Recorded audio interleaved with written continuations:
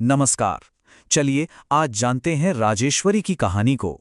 वो जो रानियों की भी रानी हैं और इससे भी बढ़कर पूरे ब्रह्मांड के संतुलन और शक्ति का प्रतीक हैं। ये एक बहुत बड़ा सवाल है ना? और इसी गहरे सवाल के साथ चलिए इस कहानी में उतरते हैं, क्योंकि इसी सवाल के जवाब में एक दिव्य शक्ति का आगमन होता है, ठीक उस वक्त जब दुनिया को उसकी सबसे ज्यादा जरूरत थी। कहते हैं ना, हर महान कहानी की शुरुआत एक बड़े संकट से होती है। और ये कहानी भी एक ऐसे ही दौर से शुरू होती है जब दुनिया का बैलेंस पूरी तरह से बिगड़ चुका था। जरा इमेजिन कीजिए एक ऐसा समय जब आसुरी ताकतें हर तरफ हावी हो रही थीं और जो कुदरत का निजाम था उसे तोड़ रही थीं। हर जगह बस डर और अनिश्चितता का माहौल था। और ये जो संकट था ये किसी एक रूप में नहीं आया।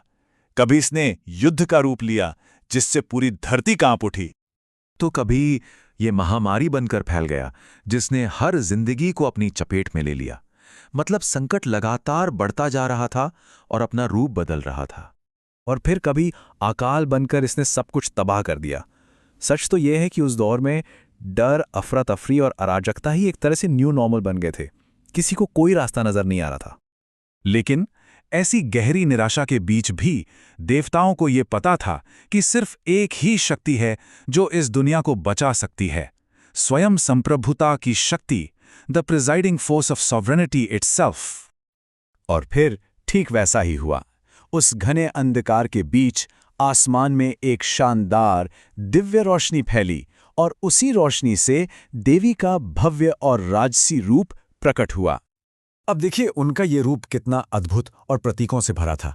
वो एक सिंहासन पर विराजमान थी, उनकी 4 भुजाएं थीं और उनके हथियार पाश, अंकुश, धनुष और पुष्प बाण, ये सब उनके डिवाइन पर्पस की तरफ इशारा कर रहे थे। ये असल में त्रिपुर सुंदरी का ही राजसी स्वरूप था जिसे सबने तुरंत पहचान लिया। तो अब जब देवी आ चुकी थी, उनका पहला काम था दुनिया के इस पतन के असली कारण का सामना करना। और वो कारण था एक असुर। लेकिन ये कोई मामूली असुर नहीं था। इसका नाम था भयासुर, मतलब भय का दानव। और इसकी असली ताकत कोई फिजिकल स्ट्रेंथ नहीं थी, बल्कि साइकोलॉजिकल थी। वो राजाओं के मन में शक और डर का ऐसा जहर घोल देता था कि वो अपना राजधर्म ही भूल जाते थे। और इसी वजह से पूरी न्याय व्यवस्था डह रही थी। और तब इसी भयासुर के जवाब में राजेश्वरी ने यह शक्तिशाली घोषणा की।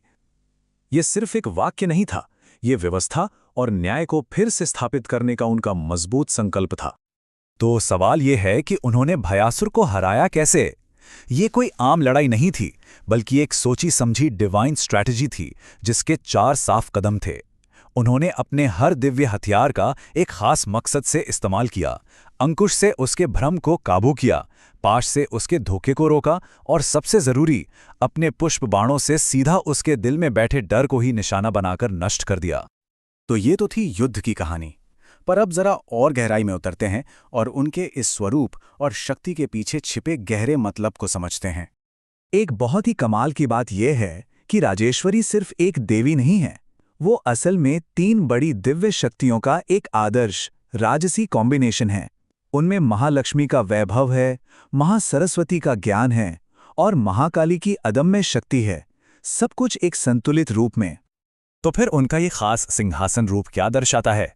ये उन्हें शासन, सुरक्षा और पूरी सभ्यता की अवधारणाओं से जोड़ता है। वो सिर्फ एक योद्धा नहीं है, बल्कि एक राष्ट्र और एक परिवार की नींव भी हैं।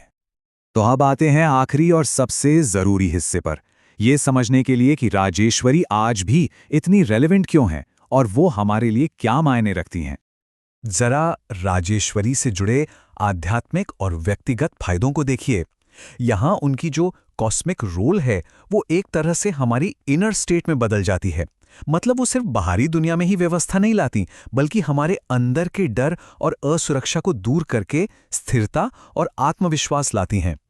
और श्री विद्या साधना में तो उन्हें एक बहुत ही खास नाम दिया गया है, सर्वशक्ति, सर्वसुंदरी, सर्वश्वरी। इसका अर्थ है वो जो सर्वशक्तिशाली हैं, सर्वसुंदर हैं और सभी देवियों का स्वरूप हैं। ये उनके सार को परफेक्टली कैप्चर करता है, शक्ति और सौंदर्य का एक आदर्श संतुलन। और बस इसी एक आखिरी बहुत ही गहरे सवाल के साथ हम आज की ये चर्चा खत्म करेंगे ये सवाल इस पूरी कहानी के सार को हमारे भीतर ले जाता है और हमें सोचने पर मजबूर करता है।